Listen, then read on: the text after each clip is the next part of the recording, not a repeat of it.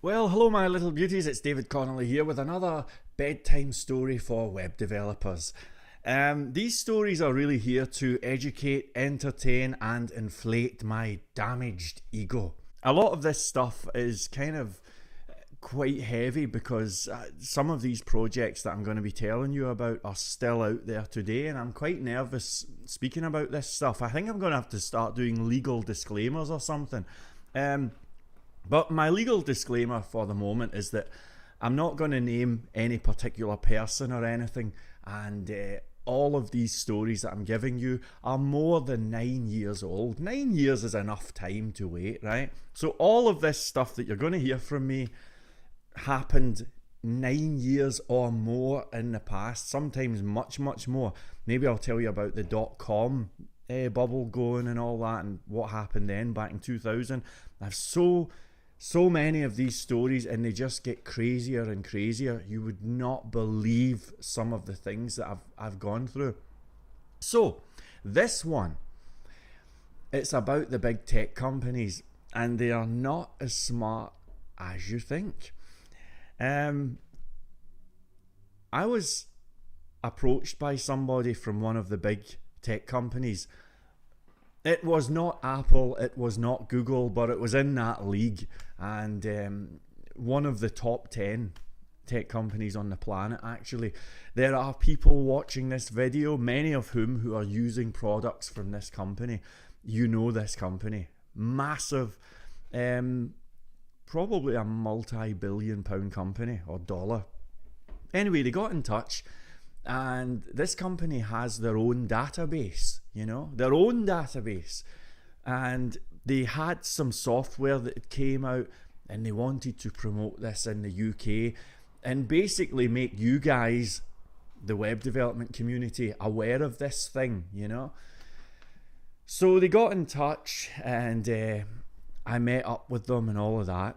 And I said to them at the time, is there any phrase that you'd like to get to the top of Google for? And this was a little selling point of mine, because when I built websites, people would say, would it get to the top of Google? And I'd say, yeah, what would you like to get to the top for? So I asked them, what would you like to get to the top of Google for? And I thought they were going to say something like database, or I don't know, something like that, And they said, well, we would like to get to the top of Google for Shamu. Now, Shamu is not the phrase. What I'm saying is they just gave me the name of the product, right? So they had a product which I'm going to call Shamu for legal reasons. All of this stuff that I'm talking about, actually, I think is still out there to this day. So I need to be careful. So let's just call it Shamu, name of the product, right? And they says, we would like to get on Google for Shamu, and we would like to do so with the UK market. They says, we've got the American market covered, but we want to do this in the UK. I said, no problem. And I headed over to one of the hosting sites, with the domain things, and check your domain and all of that. And I did a quick search, and can you believe it? Shamu.co.uk was available, right? Now that was astonishing. We're talking about a huge company here, folks. This is the kind of company that if it went under, we would all be in trouble. The Western economy would be on the brink, And nobody had thought of registering the domain name, right? And I thought, man, this is something. So I never did anything uncool. I never registered it. To me, I've never been interested in dealing with domains and all of that skullduggery. I just phoned them and I says, look, this domain's free. Would you like me to register it to you guys? I don't want it, but why don't you use shamu.co.uk? And they were like, well, okay. So I registered the domain name, and I built them this really simple website, just an informational website, probably about 5 pages, nothing special from a technical point of view, but it was all right.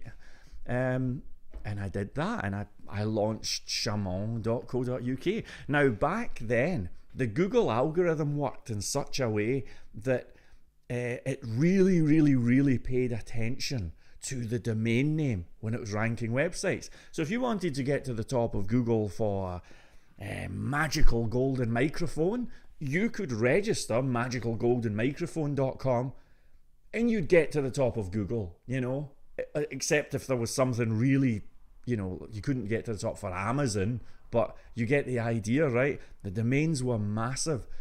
So within about less than a month, this site that I built ended up number 2 on Google for Shamu, And to me, of course, this was no big deal. All I was doing was it was all about the domain. I could have launched a website with a picture of a turd and it still would have probably had the same ranking, right? This stuff, right? I mean, this is just the way it used to be. Anyway, about a month or two later, I got called down to the headquarters and they had me in the boardroom turning up with all of these heavies, And I headed in that boardroom, man, and I was so out of my depth, I was in there and I'm just thinking, man, I felt like the office monkey, and I was just like, how did I end up in here, It was like a big boardroom like The Apprentice, This was like as heavy as you get, and I was just like, kind of like freaking, like, man, this is, what if they find out, And it's a funny thing, actually. When I was doing highpaiddeveloper.com, the training course, I always talk about belts and shoes. This was the day when I became aware of belts and shoes. And I always tell people, if you're going to go to a big meeting, make sure you've got a good belt and make sure you've got good shoes. Listen, this suit is too short for me. Look at the arms, right? It's too short. It's crap, right? But if I'm turning up at a meeting or something, I may have a crap suit, but I'm always going to have good shoes and I'm always going to have a good belt. It was one of the things that I noticed, And I remember waiting to go in the boardroom and I'm looking, there's maybe about 8 other people, just total heavies, And I noticed they all had really good shoes. And how I'll show you. How when you wear a belt, right? And you're trying to lose weight and you get this vibe going on. I'll just show you. How you get this going on here? Do you see that? Do you see this crap here, right? Right, okay. That is the most uncool vibe ever. This should be thrown out, you know what I mean? And of course I'm standing there and my belt has all of these the fat bastard notches where it's kind of like this.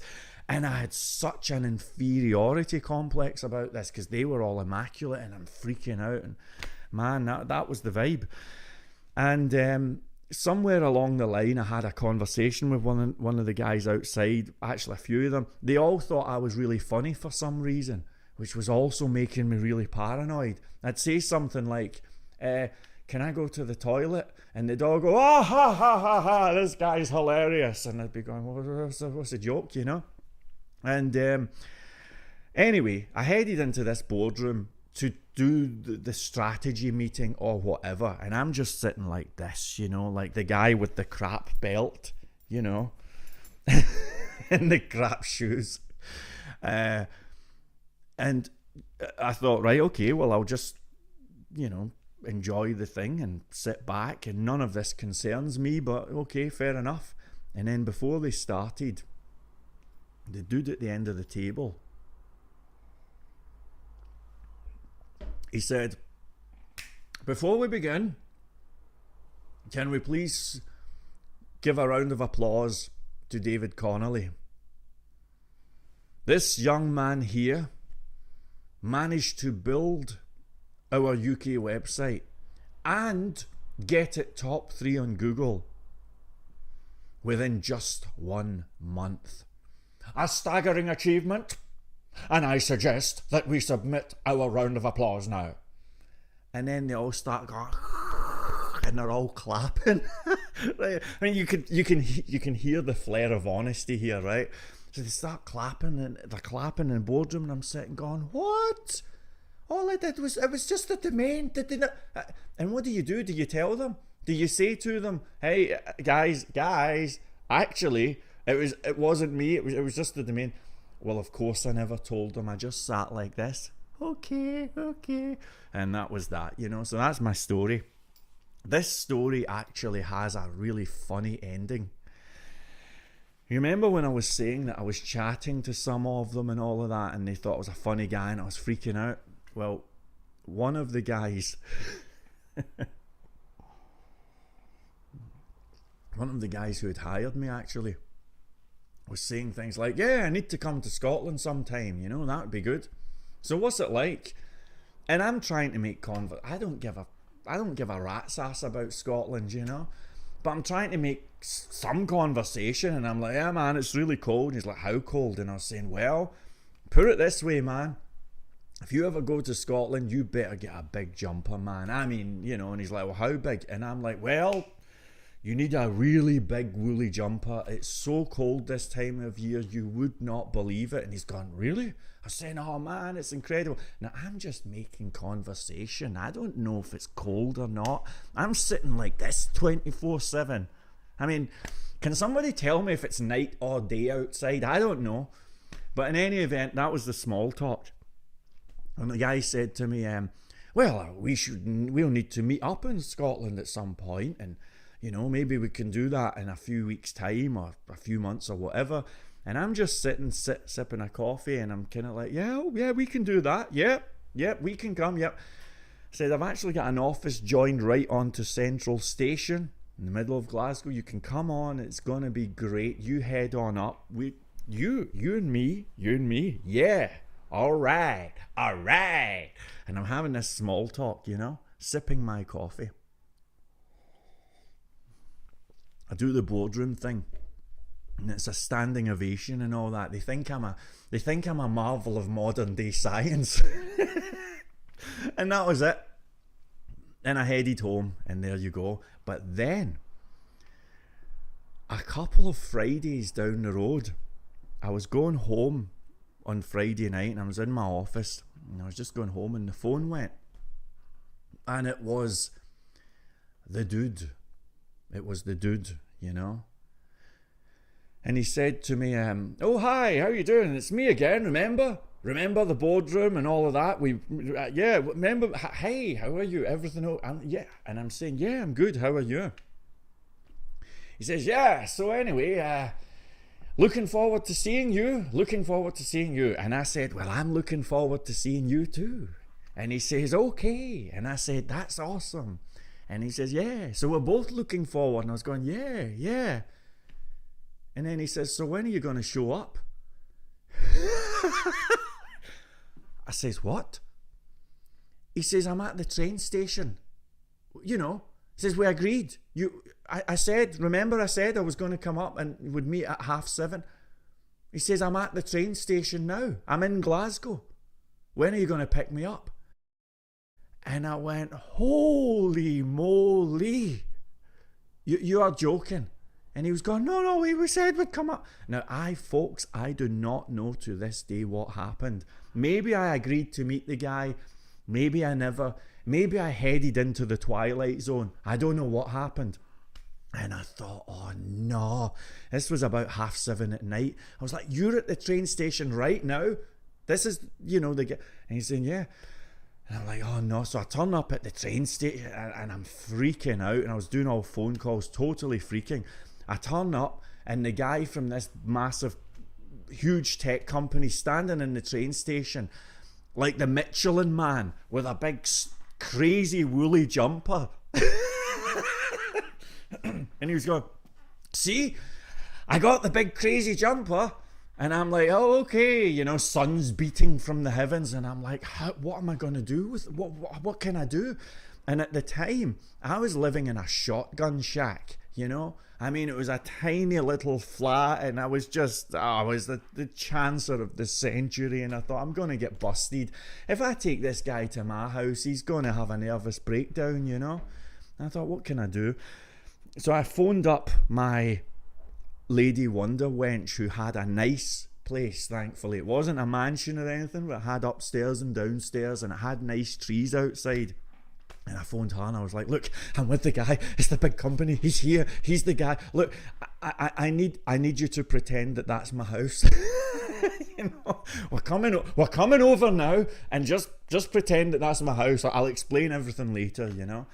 So I brought the guy over. He stayed over for the night, and I pretended that that was my house. Little did he know that I was living in this one bedroom hellhole. The only thing holding it together was the fact that the rats were holding hands, you know. But anyway, that's my story. And here comes David's final thought. You know, many of you web developers assume that you're not good enough to work for big companies, and that maybe you should be building websites for plumbers, or, you know, people who fix shower curtain hooks or something. I don't know. And a lot of web developers who are self-employed have this assumption that you need to work your way up the rankings, you know. So you start with a small company, and then you go up and up and up, and then you work with a big company. Well, that is a load of rubbish. You can actually, if you're not careful, you can end up working for very, very large companies.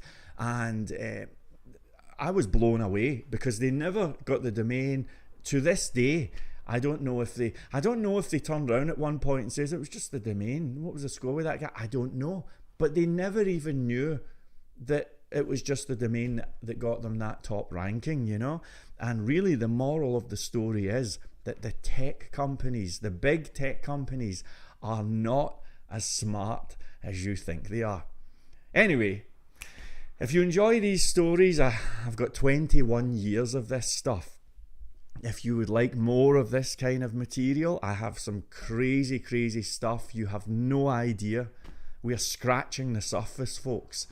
If you do enjoy this, please give me a thumbs up. I check that every day. I'm always looking at the videos and saying, have I got any thumbs ups? And if I don't get thumbs ups, I just chuck it and I'm just going to walk, or I'll take the videos down. So please let me know. And I really appreciate the comments and everything as well. Thank you, and please join me for another bedtime story for web developers. I'll catch you later.